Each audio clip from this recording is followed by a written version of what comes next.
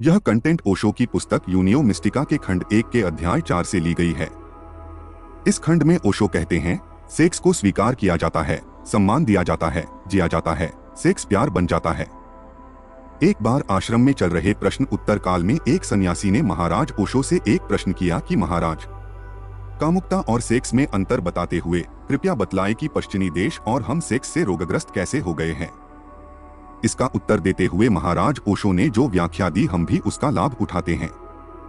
महाराज ओशो ने कहा कि तुमने एक अच्छा प्रश्न किया है। मैं जानता हूं कि सामान्य तौर पर लोग सेक्स और कामुकता में भेद नहीं कर पाते हैं। वह सेक्स और कामुकता को एक ही दृष्टि से देखते हैं, लेकिन मैं बता देना चाहता हूं कि सेक्स और कामुकता दोनों में बहुत अंतर होता है।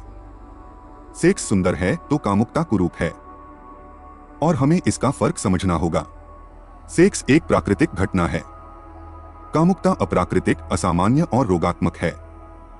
जब सेक्स तुम्हारे मस्तिष्क पर चढ़ जाता है, जब सेक्स तुम्हारे दिमाग में प्रवेश कर जाता है, तो यह कामुकता का रूप बन जाता है।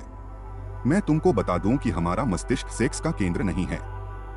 वह तो सेक्स की भावना से उलझन में पड़ जाता है, वह उल्टा हो जाता है, वह विक्षिप्त हो जाता है। सेक्स मस्तिष्क का कार्य नहीं है, लेकिन जब सेक्स सिर के माध्यम से प्रवेश करता है तो यह कामुकता बन जाता है। तब तुम सेक्स के बारे में सोचते हो या फिर तुम सेक्स के बारे में कल्पना करते हो। जितना अधिक तुम सेक्स के बारे में सोचोगे, जितना अधिक तुम इसके बारे में कल्पना करने लगोगे, उतना ही अधिक तुम परेशानी में पड़ जाओगे। तब कुछ भी वास्तविक तुमको कभी संतुष्ट नहीं करेगा, क्योंकि कल्पनाओं की कोई सीमा नहीं है, लेकिन वास्तविकता सीमित होती है। इसको हम एक उदाहरण से समझते हैं। यदि आप सेक्स के बारे में बहुत अधिक सोचना शुरू कर दें तो तुम्हारा मस्तिष्क सुंदर महिलाओं या सुडौल पुरुषों की छवियां बनाना शुरू कर देता है। ऐसी महिलाएं या पुरुष जो केवल तुम्हारी कल्पना में मौजूद हैं। तुम उन्हें दुनिया में कहीं भी नहीं पाओगे, तुम उनसे कभी नहीं मिल पाओगे, लेकिन कल्पनाओं की छवि के कारण कोई भी वास्तविक महिला या पुरुष आपको कभी संतुष्ट नहीं कर पाएगा। कोई भी वास्तविक पुरुष या महिला आपकी कल्पना की अपेक्षाओं को पूरा नहीं कर सकता। कल्पना तो कल्पना है, यह एक सपना है। कल्पनाओं में तुम एक ऐसी महिला या पुरुष की कल्पना कर लेते हो जो इस दुनिया में है ही नहीं। तुम एक ऐसी महिला की कल्पना कर लेते हो जो हमेशा मधुर रहती हो, कभी कड़वी न होती हो।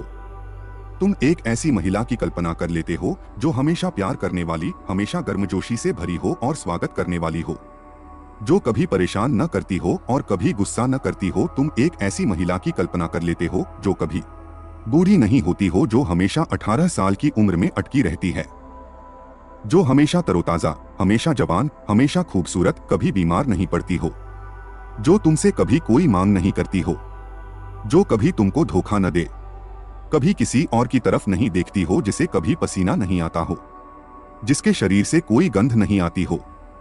आप एक ऐसी महिला की कल्पना कर सकते हैं। यह कल्पनाओं का स्तर केवल पुरुषों में ही नहीं, महिलाओं में भी पाई जाती है। महिलाएं भी अपने मस्तिष्क में एक ऐसे ही पुरुष की छवि बना लेती है। कल्पनाओं की कोई सीमा नहीं होती है। तुम असीमित कल्पनाएं कर सकते हो, लेकिन वह कल्पनाओं की महिला या पुरुष तुमको कहीं नहीं मिलेंगे। अब तुमने अपने लिए एक समस्या खड़ी कर दी है।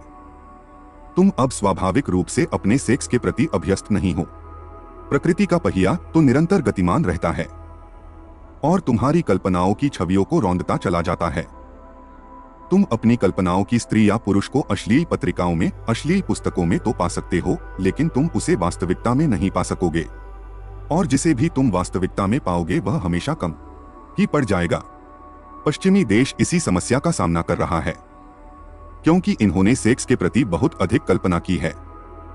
पश्चिम कल्पना के माध्यम से कामुक हो गया है, और हम पूर्व वाले भी कामुकता की और अग्रसर हुए हैं, लेकिन सेक्स के प्रति दमन के कारण, या यूं भी कह सकते हैं कि पूरब दमन के माध्यम से कामुक हो गया है। दोनों कामुक हो गए हैं और दोनों ने ही सेक्स का आनंद लेने की प्राकृतिक क्षमता खो दी है। दोनों अलग अलग मार्गों से सेक्स करने में सेक्स का प्राकृतिक आनंद कहीं खो बैठे हैं। पश्चिम सेक्स को जीवन का अंतिम लक्ष्य मानकर रोगग्रस्त हो गया है, और पूर्व यह सोचकर रोगविज्ञानी हो गया है कि सेक्स भगवान और मनुष्य के बीच अंतिम बाधा है। मैं यहाँ मौजूद सभी शिष्यों के माध्यम से बताना चाहता हूँ कि सेक्स किसी भी पुरुष या महिला का अंतिम लक्ष्य न है और नहीं होना चाहिए। मैं साथ यह भी कहना चाहता हूँ कि सेक्स के मार्ग में इतनी बाधाएं भी नहीं होनी चाहिए। लेकिन हमारे यहाँ पूर्व में बहुत सी बाधाएं हैं, जैसे सांसारिक बाधाएं, पारिवारिक बाधाएं, धार्मिक बाधाएं, मानसिक बाधाएं आदि बहुत सी बाधाएं हैं। लेकिन मैं बता दूं कि सेक्स भूख या प्यास की तरह एक साधारण घटना है। इससे अधिक और कुछ भी नहीं है। यह वैसा नहीं है जैसा हम पूर्व वालों का दिमाग इसके बारे में सोचता रहा है, जो हमारे दिमाग में ठूसा गया है। हम पूर्व वालों का मन सेक्स से बहुत डरता है और इस भय के कारण ही सेक्स काम वासना बनकर हमारे मस्तिष्क में घर कर गई है। सेक्स की भावना भय के द्वार से हमारे मस्तिष्क में प्रवेश कर गया है। हमारे यहाँ तथाकथित संतों ने, धार्मिक धारणाओं ने, सांसारिक रस्मों ने सेक्स के बारे में ऐसी व्याख्याएं दी हैं कि कैसे सेक्स की भावनाओं को दबाया जा सके। उन्होंने इसे दबा दिया है। यह तो सर्वविदित है कि जिसे तुम दबाते हो वह बार बार सामने आता रहता है। इसे नष्ट नहीं किया जा सकता। दमन से कभी कुछ भी नष्ट नहीं किया जा सकता है। दमन सेक्स को रोगात्मक कामुकता बना देता है और यह सेक्स का एक अति रूप है। यदि हम पश्चिमी देशों की बात करें तो वहां सेक्स एक और ही चरम पर चला गया है। यह कोई दूसरा ही चरम है। उन्होंने सेक्स को सब कुछ बना दिया है, सर्वश्रेष्ठ, महत्वपूर्ण। सेक्स ही सब कुछ है, बाकी सब गौण है। इसलिए जितना हो सके उतना सेक्स करें। लेकिन मैं बताना चाहता हूं कि तुम एक सीमा तक ही सेक्स कर सकते हो। तुम वास्तव में बहुत अधिक सेक्स नहीं कर सकते। शरीर की भी तो कुछ सीमाएं हैं, लेकिन कल्पनाओं के सेक्स की कोई सीमा नहीं है। तुम जितनी चाहें उतनी कल्पना कर सकते हो, इसकी कोई सीमा नहीं है। कल्पनाओं के सेक्स के लिए अश्लीलता मौजूद है। अश्लील नीली फिल्में, नग्न लड़कियों व लड़कों वाली पत्रिकाएं मौजूद हैं और लोग इन भ्रामक मृगतृष्णाओं से पोषित हो रहे हैं। इस कामुकता की मानसिकता में कोई भी वास्तविक स्त्री, कोई वास्तविक पुरुष आपको कभी संतुष्ट नहीं कर पाएगा। मेरे विचार से ये दोनों अवस्थाएं रोगात्मक हैं। सेक्स जब कामुकता की अवस्था तक पहुंच जाता है तो वह रोगविज्ञानी हो जाता है। फिर चाहे तुम इसमें भय से आए हो या लालच से, इससे कोई फर्क नहीं पड़ता। पूरब वाले भय के कारण कामुकता से बीमार हो गए हैं तो पश्चिम वाले अधिक और आधुनिक सेक्स की लालच के कारण बीमार हो गए हैं। लालच और डर एक ही सिक्के के दो पहलू हैं, परंतु सतह पर यह बहुत अलग दिखते हैं। जैसे कि दिन और रात, पूर्व और पश्चिम, गोरा और काला। डर और लालच वही मूर्खता है जो अलग अलग दरवाजों से हमारे मस्तिष्क में प्रवेश कर गए हैं। हमें दोनों को जगाना होगा और दोनों को सेक्स के प्रति और अधिक जागरूक बनाना होगा। कृपया चैनल को लाइक, शेयर और सब्सक्राइब अवश्य कर ले और बेल आइकन दबाना न भूलें। धन्यवाद।